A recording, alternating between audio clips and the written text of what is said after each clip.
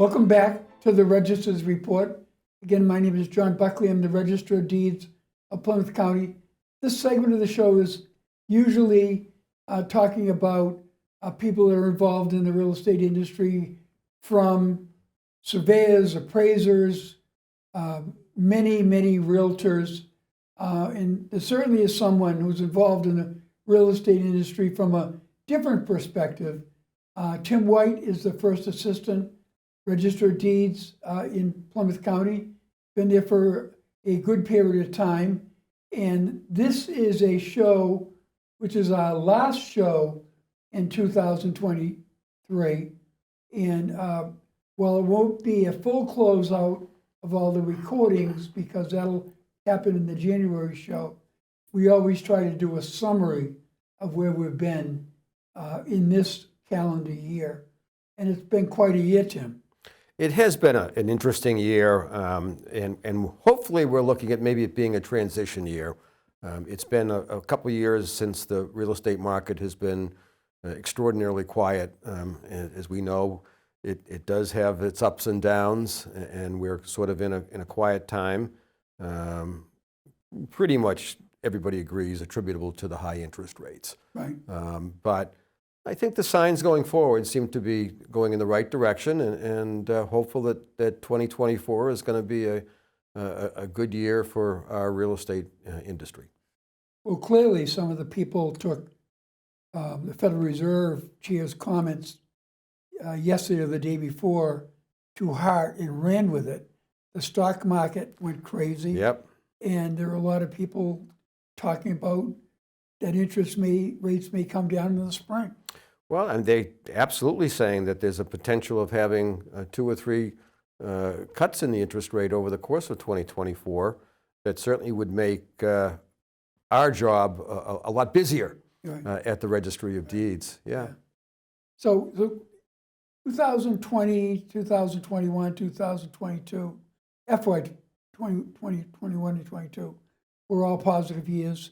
Even during COVID, the recording numbers were higher than they've been in 20 years. And that was surprising to me and a lot of people, but it was a whole different marketplace. People were locked down, they were buying places, they were making a move to houses to work from home. It was a whole different world. And all of a sudden, the Federal Reserve made a decision. They want to clamp down on inflation, and they bumped up significantly interest rates from 3s to 7, and all the refinances dropped out, and between the inventory and all the confluence of that, the sales dropped 20%. Yeah, that's where we've been this year. Right. But again, I think that, like you said, that the stock market has reacted quite positively. The conversation now on the economy is getting better.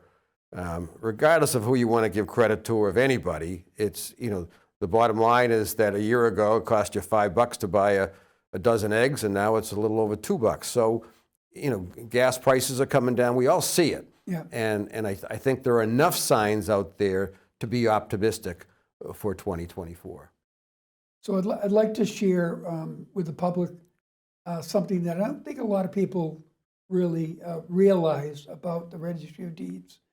Our job is important to record documents, but it's also important not to record documents that don't meet the standards or shouldn't be recorded. And I know you've been a mainstay on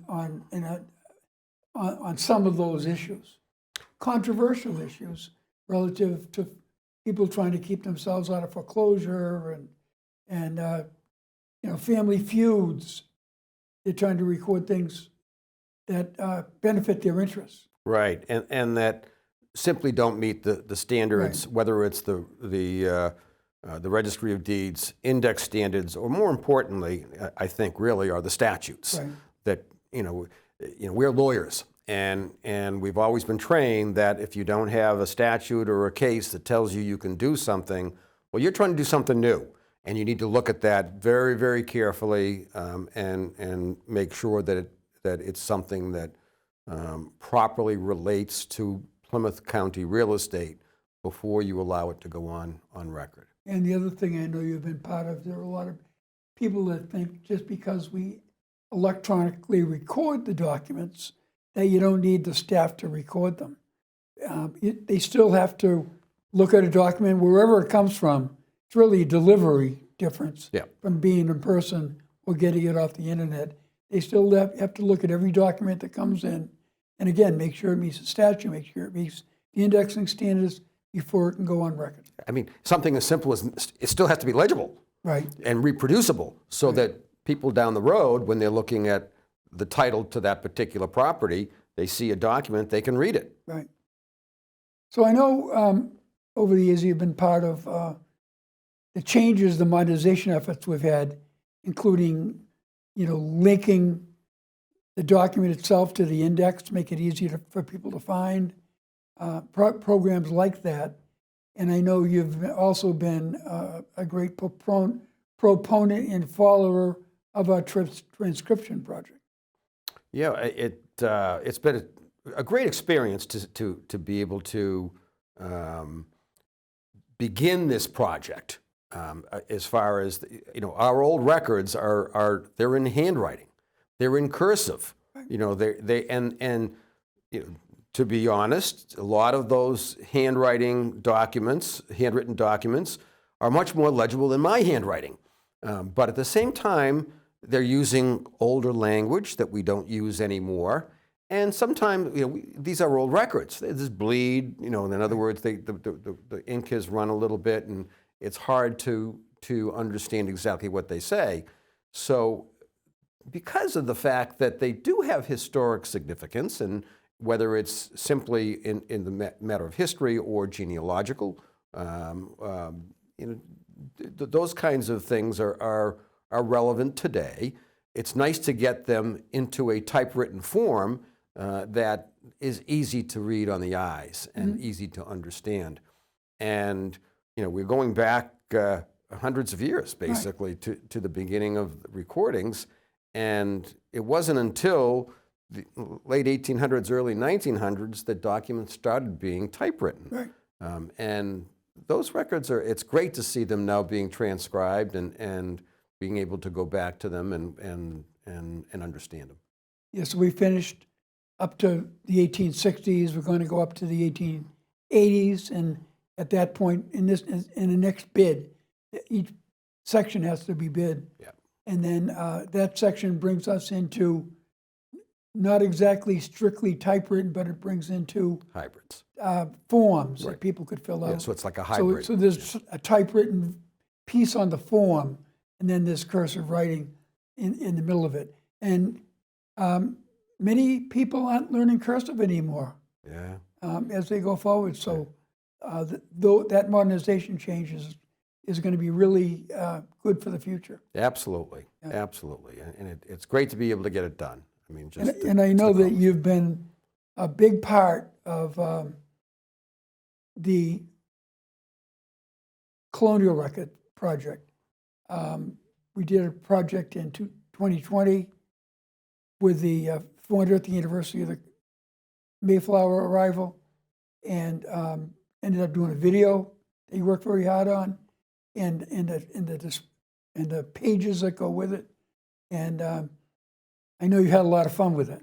We did. Obviously, folks can remember the 2020, which was going to be the big gala celebration in Plymouth for the 400th anniversary of the arrival of the Mayflower. Ended up being much quieter because of the onslaught of COVID. But as opposed to going out and doing presentations with our poster boards and our handouts to tell the story of the Plymouth Colony records, we put together a video of a sampling of the records, about 20 plus of them, 25 records, ranging from things of right to trial by jury, to business transactions where a cow was used, a cow by the name of Berry was used as a security for a loan, the private property rights, and all those terrific records. And we consolidated them. We brought in celebrity so to speak, presenters like Congressman Keating and Representative Matt Muratori, a bunch of the folks that are local. And they gave the story in the video presentation, and we still have that video. It's on our website at plymouthcountydeeds.org. And it's I think, a great accomplishment. It's something for history buffs. Frankly, any school would benefit by showing that to their students. Well, we've continued on a monthly newsletter, some of those stories in the colonial records.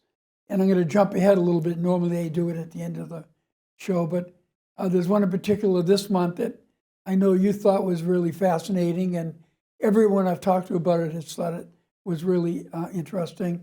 And do you want to explain what that is? It was a law by the colonial court in 1638. You can imagine how long ago that was. Almost 400 years ago, and right? It kind of relates to many events that we have seen traditionally over the years on Christmas Eve. So it's coming up as a holiday, and what is that? I'm glad you said that, because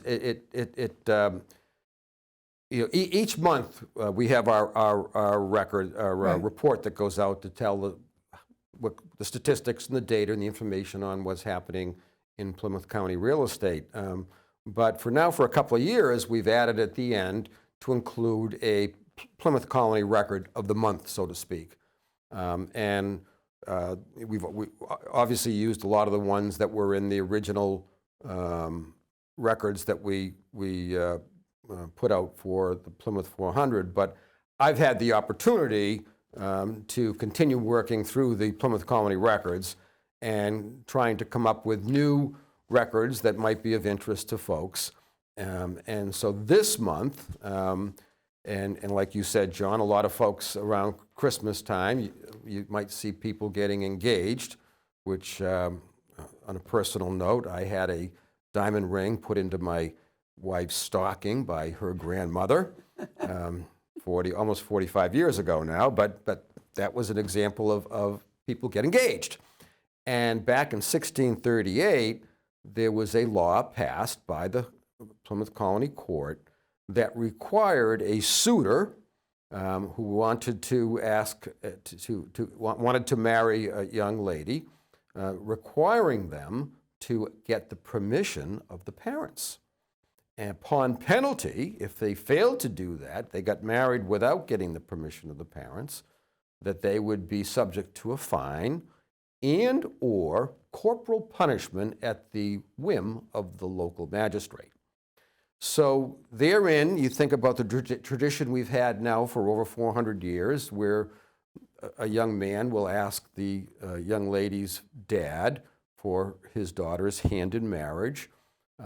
It clearly came from a law that was, historically accurate here in our country, and certainly came from England, that required that permission.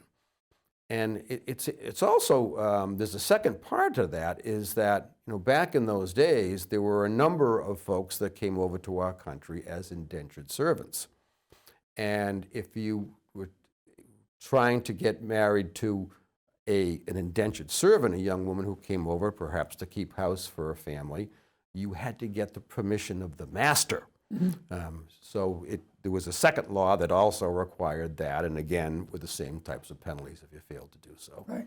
So it clearly was most assuredly a European tradition brought forward, but it also shows you some of the harshness and penalties that the colonists used to keep their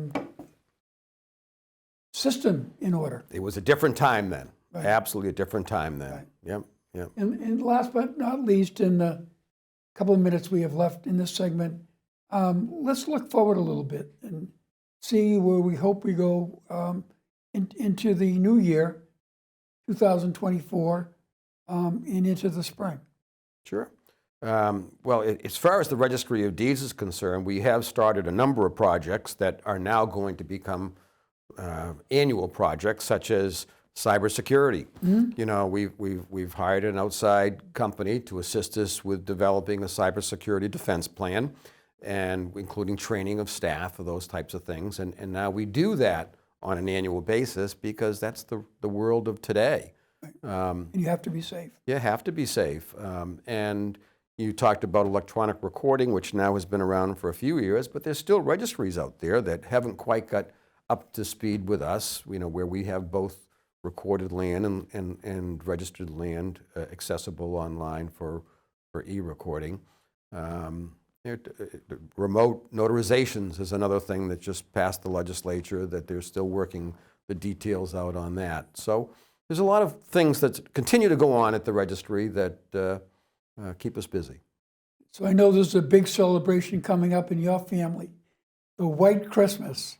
The annual White Christmas, yeah. We'll have our Santa suits on, and we'll have probably, I don't know, 40 or 50 grandchildren running around with the 7 siblings of mine. We got a ton of them running out there, and we'll have a big celebration. Santa will make an appearance, and we'll probably sing a few Christmas songs as well. And would you like to wish our viewers a happy holidays and Merry Christmas? Absolutely. Merry Christmas, Happy Hanukkah, Happy Holidays, and most, Happy New Year. Let's hope we get a great 2024.